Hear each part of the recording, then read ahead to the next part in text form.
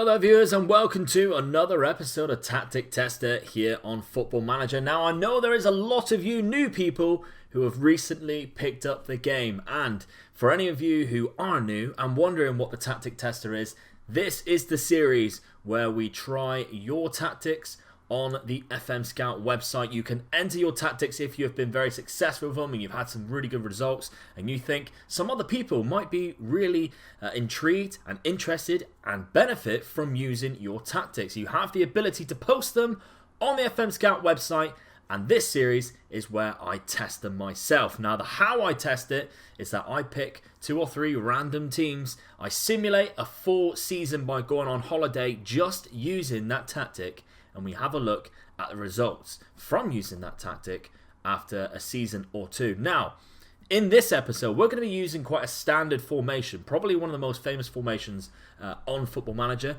It is the 4-3-2-1 with the DM. So we have a back line of 4, a DM, 2 midfielders, centre midfielders, 2 wingers, and a striker. But we're going to go more into the tactic in a sec and have a look at the 3 teams we're going to be using with this tactic. Now, the reason why I'm picking this tactic is because someone messaged me not so long ago. They actually put it on YouTube comments first, and then I had a message on my Twitter at Omega_Luke saying, Luke, can you please test this tactic for a tactic tester video using lower leagues in England? And they were very specific. They wanted me to use the Vanarama Conference, the Vanarama National League, and the Vanarama North and South League. Wasn't bothered about what teams I picked, so I went and picked some random teams. In fact, I didn't actually do it myself. I had a child on the weekend, my firstborn baby. Not myself, the missus. Anyway, but whilst I was doing that, that is when I received the message. So I got one of my little minions to do it for me and tactic tester. A man called Jeff, who is very close to me on the Discord and following my streams and everything. So thankfully, Jeff was more than happy to do a tactic tester for me. Let's have a look at who we've chosen. And so the first team that we are looking at here is Weymouth in the Vanarama National League South, the Bob Lucas Stadium there. So, not a bad team, I think, to start off with. The reason why I have chose this side, and the reason why I've chose all 3 of these sides, actually, is because they are roughly, well, it says at the start, predicted to finish 17th, but here we have predicted to finish in 10th place. No one near the top, a mid-table side. And before we have a look at the tactic, we also have Curzon Ashton in the Vanarama National League North. Similar situation with them. If we have a look at the preview of the North, they are there, sitting in 17th place. Not bad. The final team, though, in the Vanarama National League is Torquay United, a side very close to my hometown of Plymouth, a recently promoted side as well into the Vanarama National League. Let's see where they are predicted to finish in 15th place. So the highest predicted place to finish is 10th position. So I think this tactic is going to have to be pretty good to see some decent results. Let's have a look at it then. This is the tactic we have for you today. It is called the Chester Non-League to Prem, so I guess in the maker, who I don't know whether it was the guy who actually messaged me about the tactic, because he's sort of talking in third person. He obviously did this using Chester all the way up, so he wants to see basically what it's like for lower league management on Tactic Tester. By the looks of it, there's some sort of like irregular, there's no symmetry with the tactic that, the tactics that we've seen recently, the 2 players in the middle will have the same sort of thing. Both wingers will be either both inside forwards, wingers, or both inside wingers, that sort of thing. And even the fullbacks are slightly different as well. So I'd imagine that whoever it was who created this tactic had players who were just suited being a complete wing-back on attack better than a wing-back on support on the left-hand side. And similar as the wingers here, they probably just picked the roles to what the players that they had. So fair enough. Deep line forward, I'm quite intrigued with using myself. A regista as well is something that I actually stay away from. I've never used a regista. Let me know down in the comments if you do use a regista. It's a positive mentality, and if we have a look in the possession, we are attacking and overlapping down the left-hand side. Intriguing, very intriguing. Passing into space, working the ball into the box. But have a look at this. The passing directness is much shorter, the tempo is much lower, which suggests that you're trying to keep the ball and trying to gain a lot of possession. Being more expressive, which is something that you very, very rarely see here on Tactic Tester pressed as well. A wide attacking width. In transition though, of course, we have the gegenpress. It is the most overpowered sort of tactic mode on this game. Distributing the ball quickly to the centre-backs, not taking the long kicks. And if we finally look at out of possession, offside trap is turned off. Staying on feet is on, so it'll be intriguing to see how many fouls are made.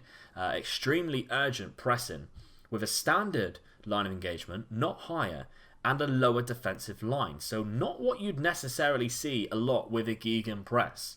So I am intrigued to see how this works out. So without further ado, there is only one way of finding out how it does, and that is by simulating one season using this tactic with all three teams and seeing exactly how they get on. Let's do that right now. Bang, here we go. Seamless transition. We are here with Weymouth, and as you can see, finish in 4th place in the Vanarama National League South. We know that's not automatic positions, but they won in the playoffs against Billericay. So for a team predicted to finish 10th place, that is not bad at all. 77 points in total, gaining them promotion from the playoffs against the side slightly above them. Of course, Wealdstone, the Wealdstone Raider, is going to be gutted, missing out on promotion even though he got 90 points. Well, he didn't get it. His side got 90 points. So very intriguing. Team-wise then, let's have a look at the stats, because like we mentioned before, I want to see how many fouls he made, whether we are gaining possession. These are all sort of the things that we need to have a look at. And straight away, there we go. Best average possession, Weymouth, 56 points. Now, on a scale of all the matches that have been played, to get 56% on an average is very good indeed. The highest in the league. The best shooting accuracy, most goals will be up there, 8th place in most goals. Passing accuracy, of course. Best tackle completion, because we stayed on our feet.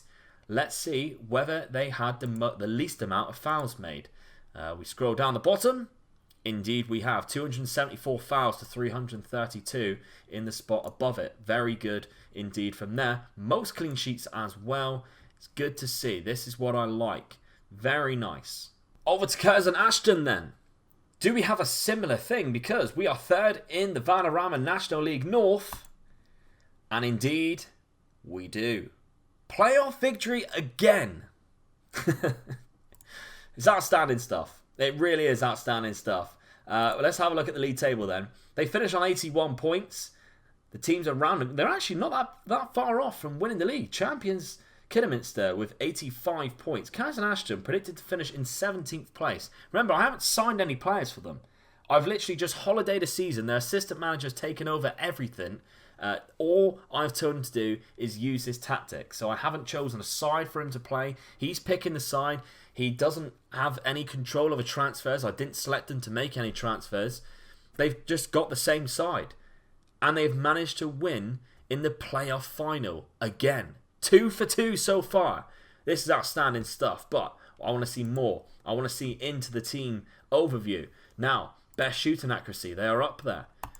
Goals, they are up there with the 3rd highest amount of goals. Only 3 goals behind Gateshead and 2 goals behind York. Farsley there. Best crossing completion, no. Best passing accuracy and best average possession, once again, 58% this time. 2% higher than Weymouth in the 44 matches, getting a 58%. That is absolutely outstanding. Of course, they play more games, don't forget, because of the playoffs. So, that's pretty good as well. But what we do also want to see, they had the best tackle completion yet again. The most fouls made. Are they down the bottom of this list?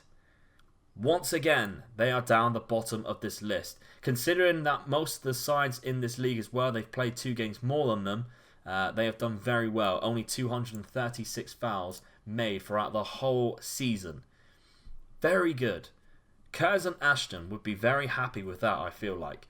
Least conceded, they're up there. The 3rd least conceded goals in the season. Well, very successful so far. We have one team left, newly promoted Torquay in the Vanarama National League.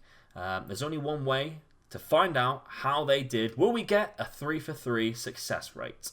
Well, I do not believe it, but we do have a 3 for 3 success rate. In the Vanarama National League, somehow, Torquay, without any signings whatsoever, have won by a country mile too, 11 points above Barnet.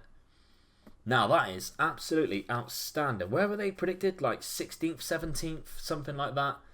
And they've gone on and done it. Very good. Really good, in fact. They didn't even have the top scorer. They have the highest average rating, Asa Hall, who is not exactly an amazing player.